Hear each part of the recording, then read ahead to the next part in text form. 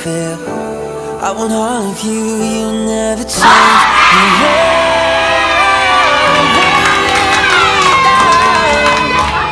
Love won't let me. Shalom JCKR, mari lebih lagi katakan Shalom JCKR. Hari ini kita mau sama-sama puji Tuhan, amin. Katakan haleluya. Kita tahu dia Tuhan yang baik, amin. Cause God is good and all the time. Woo. Kita mau angkat pujian kita, amin. Yuk mari angkat tanganmu di rumahmu.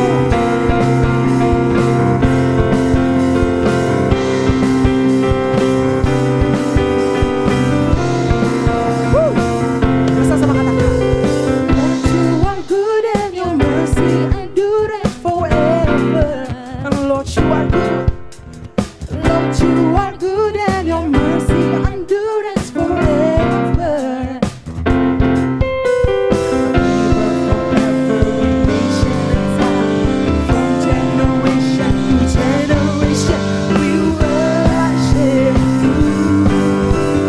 Hallelujah.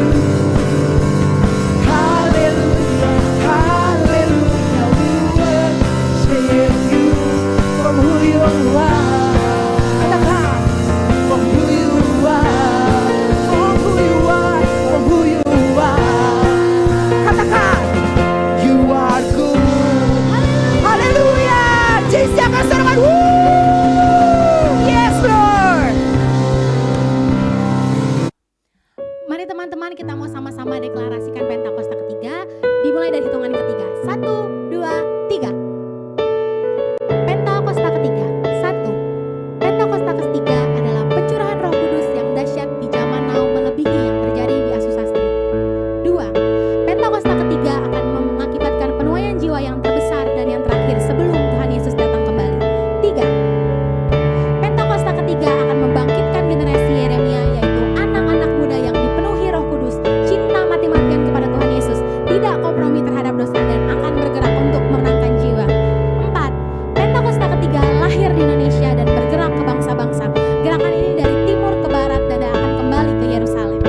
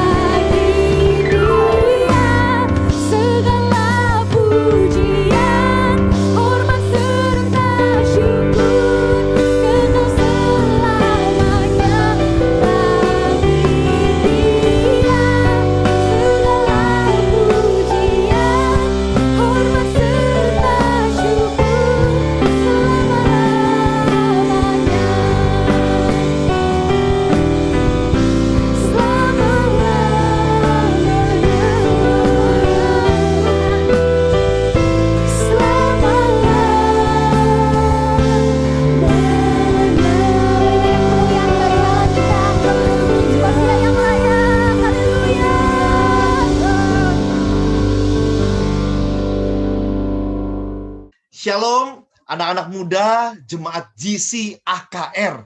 Senang sekali saya, Fernando Conan, dapat kesempatan untuk berbagi berkat lewat kebenaran firman Tuhan. Di tengah-tengah keadaan yang mengharuskan kita ibadah lewat online, kita menghadapi layar, menghadapi gadget, tapi pastikan kita tidak kehilangan esensi daripada kebenaran firman Tuhan. Pastikan kita fokus, pastikan kita semangat menyambut setiap benih firman yang dibagikan. Biarlah walaupun keadaannya benar-benar berubah, tapi iman kita, gairah kita kepada Tuhan itu tetap. Karena apa? Karena Tuhan itu mau keadaannya apapun, dia tetap mengasihi kita, saudara. Sebelum saya lanjutkan, kita berdoa bersama untuk masuk ke dalam sharing firman Tuhan. Bapak, terima kasih, kau baik, kau sangat baik, kau sungguh baik. Kalau Tuhan sudah pelihara kami di tahun ini sampai di penghujung, udah di ujung-ujung Oktober, kau pelihara kami, kau jagai kami boleh sehat, kami boleh ada sebagaimana kami ada sekarang. Terima kasih, kau sungguh baik Tuhan. Kalau sebentar kami mau mendengar firman Tuhan, biarlah kami punya tanah hati yang subur, tanah hati yang baik, biar benih firman yang dibagikan ini itu sungguh akan berbuah berkali-kali lipat, sehingga kami yang mendengar ini, kami dikuatkan, kami diteguhkan, kami ditegur, dan yang pasti kami diubahkan. Terima kasih Tuhan, berkati hamba-Mu yang membagikan, biar perkenanan Tuhan, hikmat Tuhan turun, dan berkati setiap yang menonton, yang mendengarkan ini, biar kami semua sama-sama diberkati oleh firman Tuhan. Di dalam nama Tuhan Yesus, kami telah berdoa dan mengucapkan syukur. Amin. Ya, sekali lagi shalom. Senang sekali ya kita sama-sama belajar kebenaran firman Tuhan pada hari ini. Ini bukan situasi yang gampang ya, buat semua orang ini bukan situasi yang mudah ya. Ini terlalu unpredictable dan uncontrollable. Ya, tapi kita percaya tidak ada banyak yang di luar kontrol kita, tapi tidak ada satupun yang di luar kontrolnya Tuhan. Tuhan ini take control atas semua yang terjadi ini. Ya, Tuhan bisa intervensi, Tuhan bisa menyembuhkan, Tuhan bisa menghentikan. Intinya Tuhan punya kedaulatan. Masalah kita itu tidak ada apa-apanya sama kuasa Tuhan. Makanya penting untuk kita tetap bersandar, percaya kepada Tuhan dengan segenap hati. Ya, logika kita harus takluk dengan iman kita kepada Tuhan, kepada pemeliharaan Tuhan. Ya, pada kesempatan kali ini saya mau sharing, kalau yang suka judul khotbah ya, judulnya adalah Entering the Next Level. Ya, entering the next level, next level. Hidup kita sebuah journey, teman-teman, sebuah perjalanan yang semakin hari seharusnya kita ini makin bertumbuh. Ya, anak-anak muda semakin hari imannya semakin bertumbuh, karakternya semakin bertumbuh. Maksudnya bertumbuh apa? Berubah. Ya, menjadi membaik, semakin kuat bukan semakin kumat. Dan akhirnya bukan hanya berubah tapi berbuah, dinikmati sama orang lain. Ya, kita menjadi saksinya Tuhan lewat pertumbuhan kita itu. Saya percaya nggak ada orang yang menginginkan hidupnya itu stuck. Semua orang rindu mengalami yang namanya next level.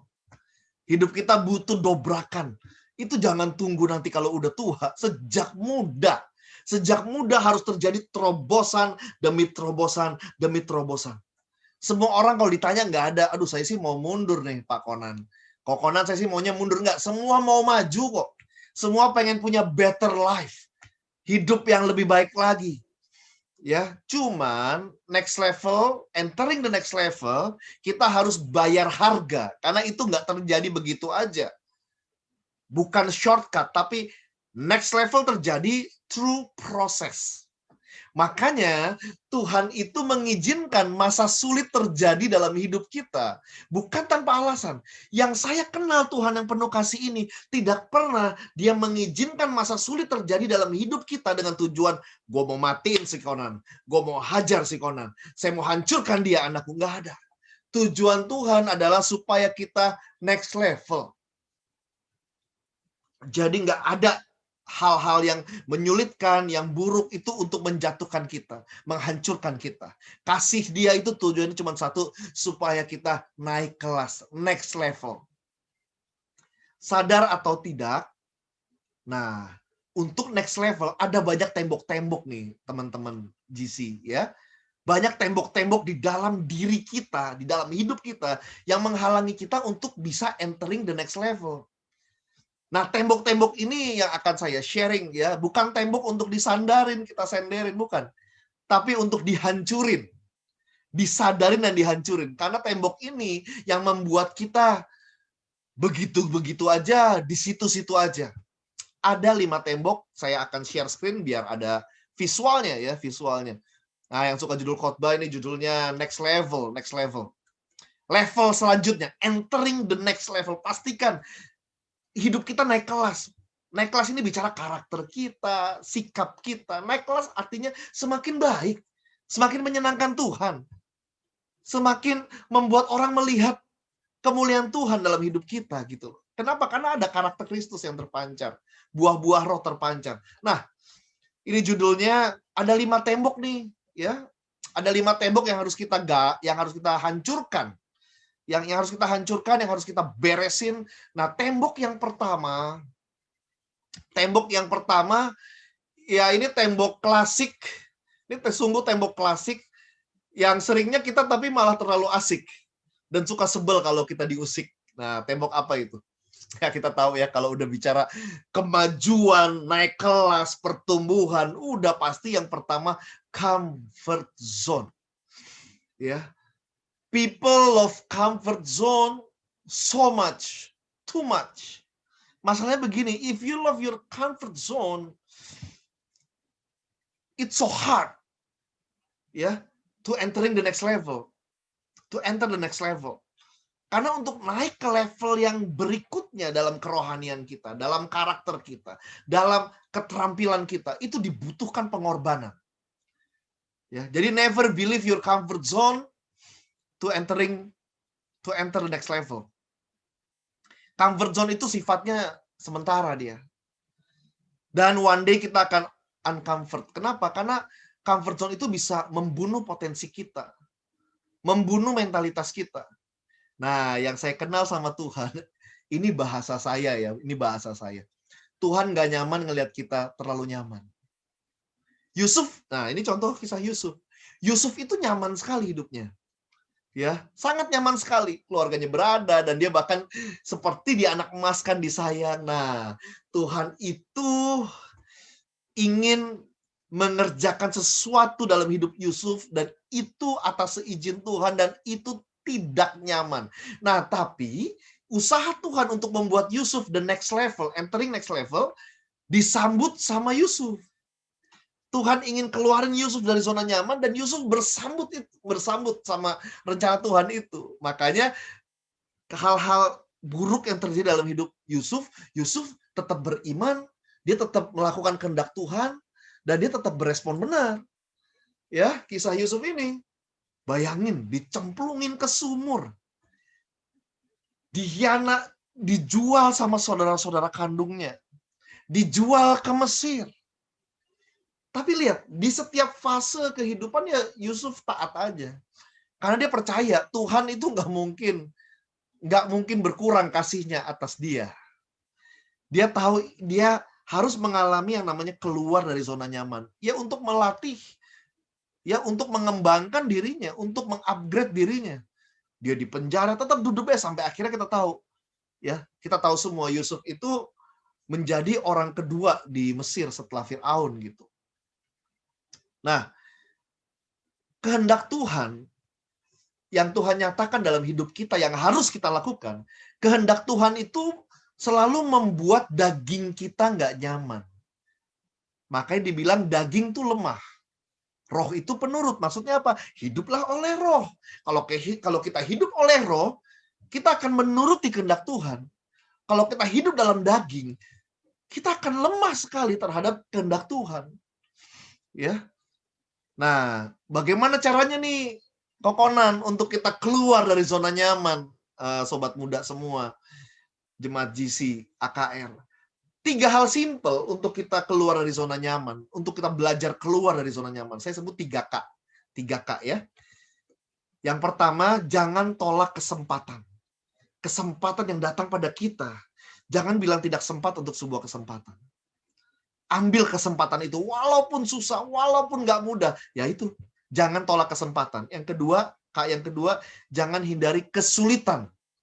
Jangan tolak kesempatan, jangan hindari kesulitan. Seringkali kesulitan terjadi. Ya mengeluh tanda kita menolak kesulitan, mengeluh, ngedumel, marah, ya. Dan yang ketiga adalah bangun kebiasaan-kebiasaan baru. Jangan tolak kesempatan, ya. Jangan hindari kesulitan dan bangun kebiasaan-kebiasaan baru. Nah, itu kita akan mulai beranjak keluar dari zona nyaman, tapi pindah ke zona iman, zona pertumbuhan, di mana zona iman ini, iman tanpa perbuatan mati, berarti zona iman dibutuhkan pengorbanan. Yang tembok yang kedua adalah, nah ini nama temboknya saya sebut dengan tembok people judgment. People judgment. Omongan orang. Untuk entering the next level, kita harus menang sama yang namanya omongan orang. Karena kita hidup di tengah-tengah manusia yang punya mulut dan mulutnya mulut mereka. Kita nggak ada saham sama sekali di mulut mereka. Sehingga kita nggak bisa ngatur orang nggak ngomongin kita, dan kita harus menang dari ini, ya. Kita harus menang dari yang namanya people judgment, orang-orang ngomongin kita. Jangan sampai gara-gara judgment dari orang-orang yang buruk menghentikan kita berkarya. Jangan sampai judgment dari orang-orang yang buruk menyetop semangat kita. Jangan sampai nyetop kita pelayanan gara-gara diomongin orang. Jangan sampai gara-gara judgment orang yang buruk menghentikan kita do the best dalam pekerjaan kita, dalam sekolah kita, dalam hidup kita. Kita nggak bisa nyenengin semua orang. Seringkali kita kerja udah bagus, kita melakukan yang terbaik, tapi orang kok ngomonginnya kok malah nggak enak. Yusuf contohnya, balik lagi. Yusuf dia udah do the best, tapi kok orang malah begitukan dia gitu. Intinya jangan reaktif. Jangan baper. Baper boleh, tapi bawa perubahan, ya. Jangan bawa perasaan. Makanya penting jaga hati dengan segala kewaspadaan, karena disitulah terpancar kehidupan. Ya, disitulah terpancar kehidupan. Ada orang yang memang mulutnya jahat, tapi hadapi jangan dengan pikiran yang jahat pula, hadapi dengan hati dan pikiran yang sehat. Nah, kita lihat kisahnya Daud, ya. Kita lihat, yang penting bukan apa kata orang, tapi apa kata Tuhan. Emang Tuhan berkata apa? Baca firman. Itu firman Tuhan berkata-kata tentang kita. Banyak sekali. Kisahnya Daud, sebelum Daud menumpas Goliat, itu Daud datang ke medan perang, teman-teman. Dia ketemu pertama kakaknya dulu. Kakaknya langsung judge-nya nggak enak banget. Lu ngapain di sini? Ibaratnya begini, ini bukan tempat lu. Di mana 2-3 ekor domba yang lu gembalakan?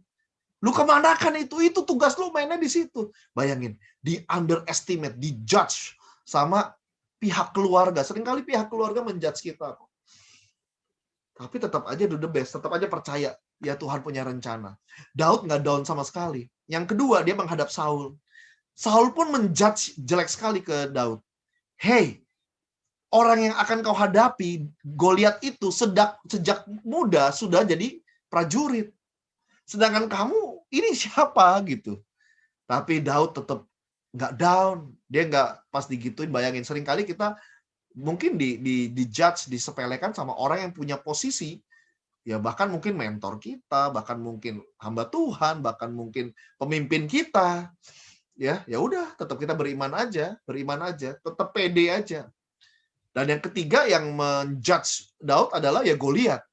Waktu dia menyampari Goliat bilang, anjingkah aku sehingga engkau mendatangiku dengan tongkat. Tapi tetap Daud tidak gentar. Akhirnya gara-gara dia tidak gentar, dia menang dari yang namanya people judgment.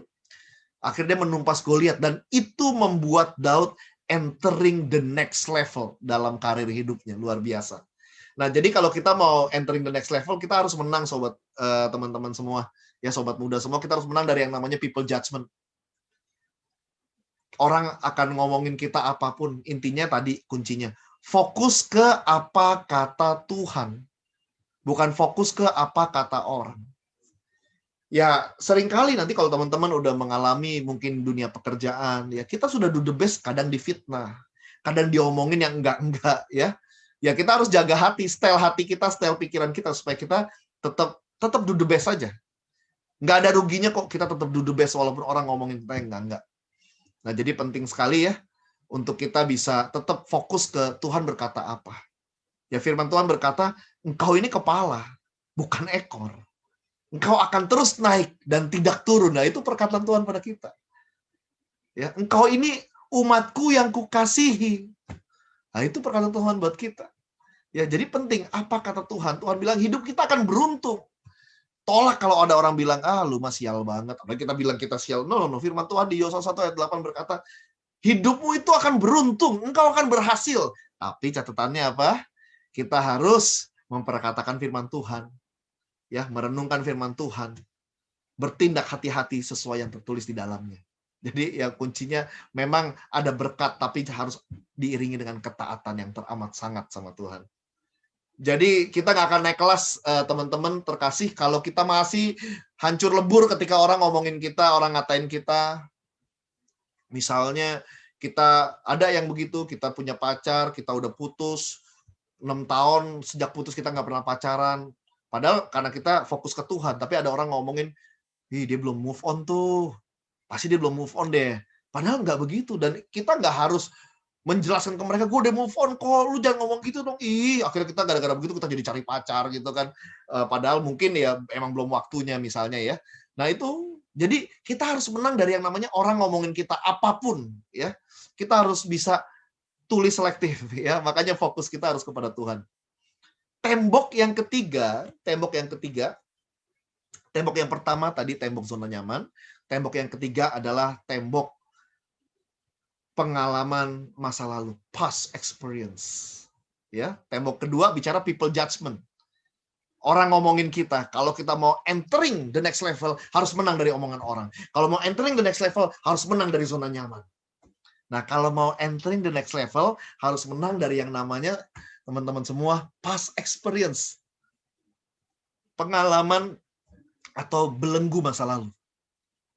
Belenggu masa lalu. Nah, ini rumus sudah dikasih sama Paulus ya. Ini rumus yang dikasih sama Paulus. Tetapi ini yang kulakukan. Aku melupakan apa yang telah di belakangku. Dan mengarahkan diri kepada yang di hadapanku.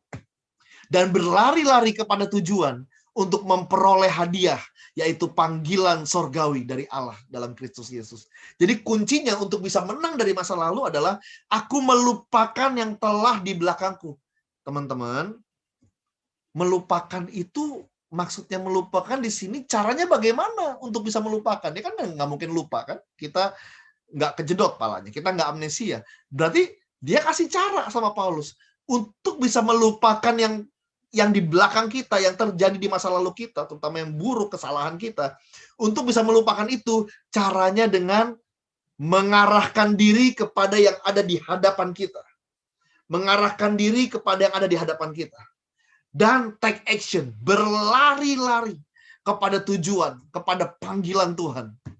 Nah, ini penting sekali. Ini penting sekali. Ya, kita harus menang dari yang namanya belenggu masa lalu.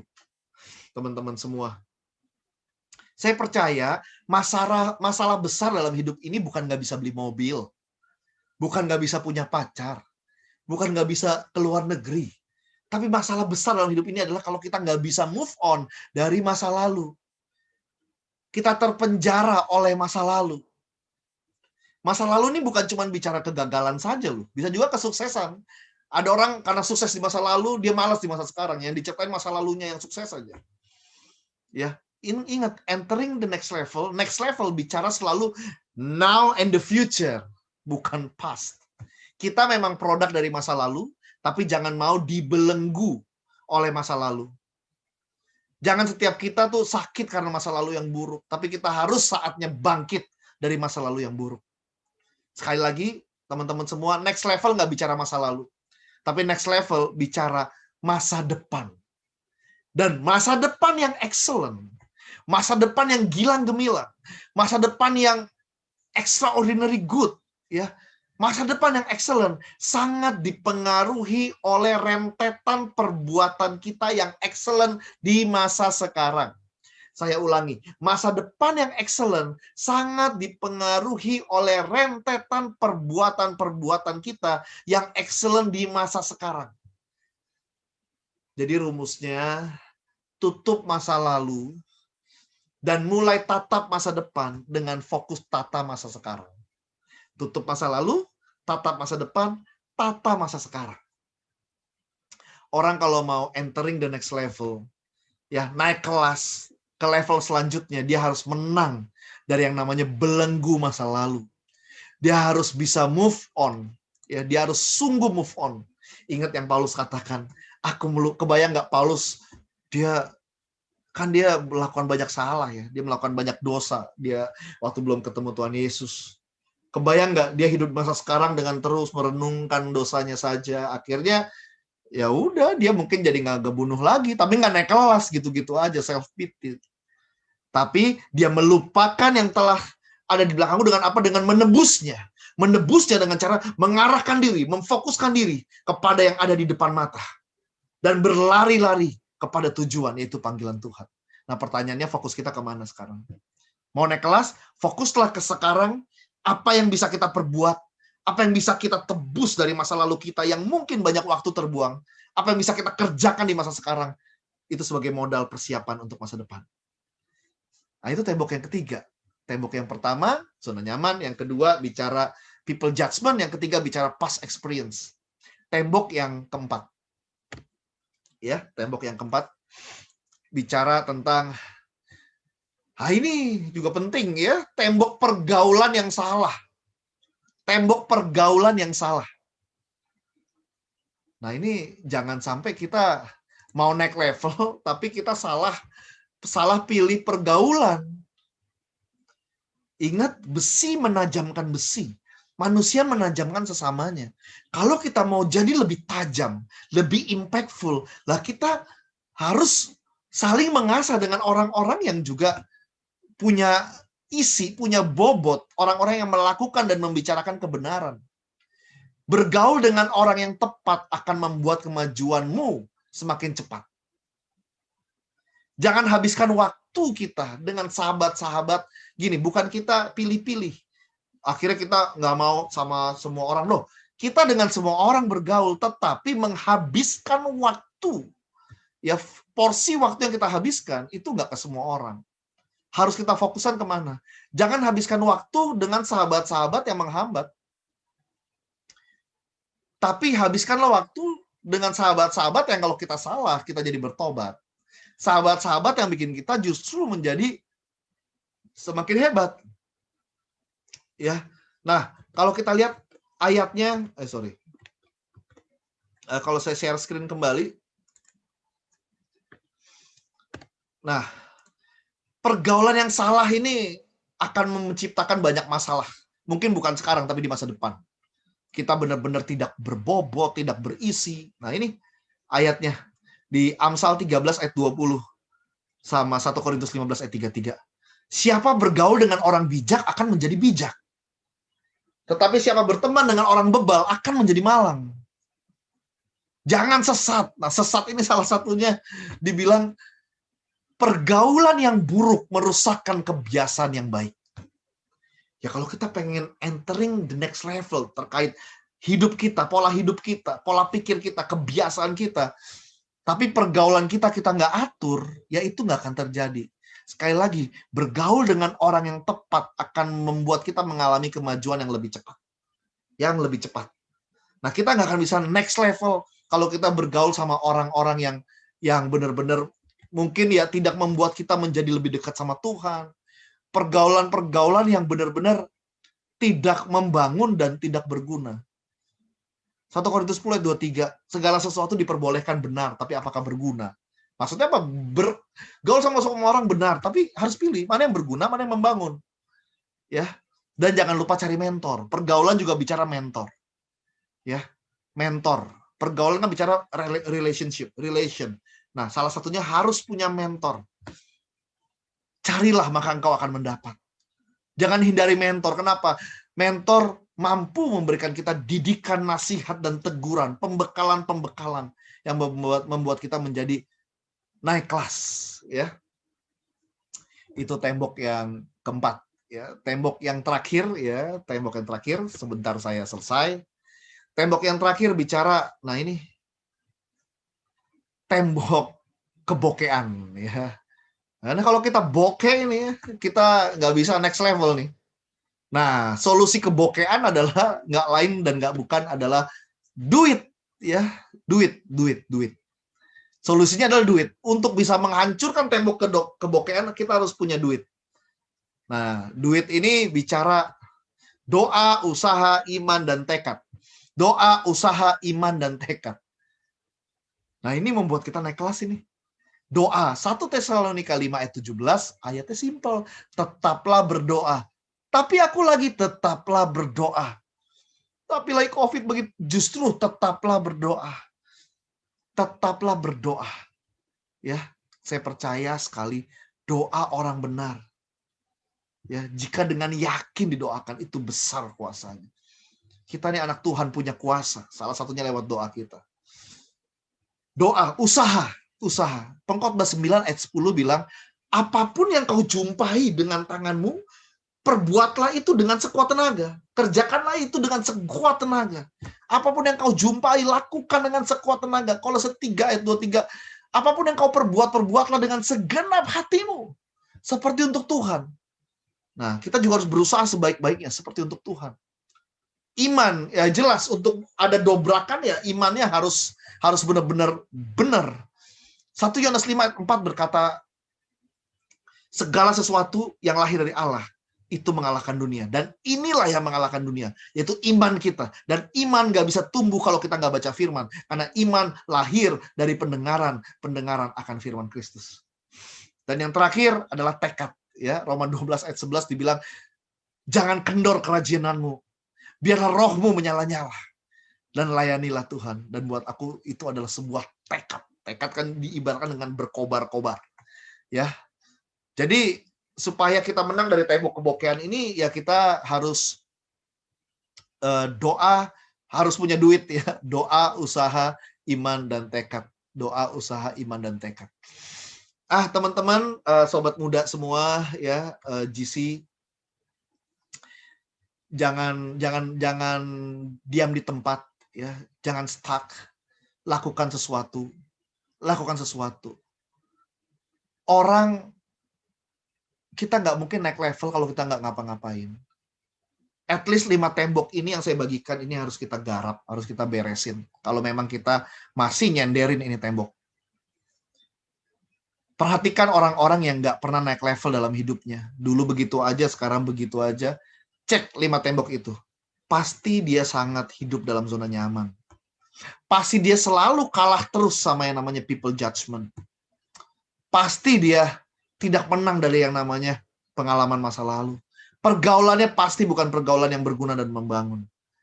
Dan duitnya pasti buruk. Doanya kurang. Usahanya nggak maksimal. Imannya naik turun. Ya, dan tidak punya tekad. Kalau kita rindu untuk next level, lebih lagi Tuhan dia sangat rindu untuk kita umatnya mengalami next level ya. Jadi jangan mikir kita masih muda, justru sejak muda ya, bersama Tuhan kita percaya dalam hidup ini selalu ada level-level yang baru. Selalu ada level-level yang baru. Saya tutup dengan satu ayat yang sangat terkenal sekali, Ulangan 28 ayat 13. Ini ayat yang sangat terkenal sekali sebagai penutup ya. Habis itu saya berdoa buat teman-teman terkasih. Ulangan 28 ayat 13. Tuhan akan mengangkat engkau menjadi kepala dan bukan menjadi ekor. Engkau akan tetap naik, entering the next level, tidak turun. Jadi, stagnasi, apalagi turun, itu bukan kehendak Tuhan. Kehendak Tuhan jelas, dia mau mengangkat kita jadi kepala, bukan ekor. Dia mau kita tetap naik dan tidak turun. Itu kehendak Tuhan, itu janji Tuhan. Tapi ingat, kita harus mendengarkan perintah Tuhan. Ya, lakukan itu dengan setia. Ya, balik lagi firman Tuhan. Jadilah pelaku-pelaku firman. Semoga teman-teman semua diberkati Tuhan dan semangat jadi pelaku firman. Saya berdoa buat kita semua. Bapak, terima kasih. Kau baik, kau sungguh baik. Biarlah benih firman ini yang kami dengar sama-sama itu tidak sia-sia, tapi justru menjadi buah, bertumbuh lebat dalam tanah hati kami, dan itu terpancar lewat karakter kami, lewat spirit kami, lewat gairah kami, lewat emosi kami bisa benar-benar jadi orang-orang yang mengasihi Tuhan, orang-orang yang menjadi saksi Tuhan. Kami mau jadi orang-orang yang next level, kami mau menang dari zona nyaman kami. Orang-orang boleh ngomongin apa, nggak peduli, bukan apa kata orang, tapi apa kata Tuhan. Pengalaman masa lalu kami itu sudah nggak ada artinya, karena kami percaya Tuhan semua ada untuk kami belajar, untuk kami tebus, untuk kami fokus serius melakukan yang terbaik di masa sekarang untuk masa depan kami. Kami mau menjaga pergaulan kami, dan yang pasti duit, doa, usaha, iman, dan tekad itu pun mau kami lakukan. Biarlah anak-anak muda di AKR di sini, di GC AKR menjadi anak-anak muda yang sangat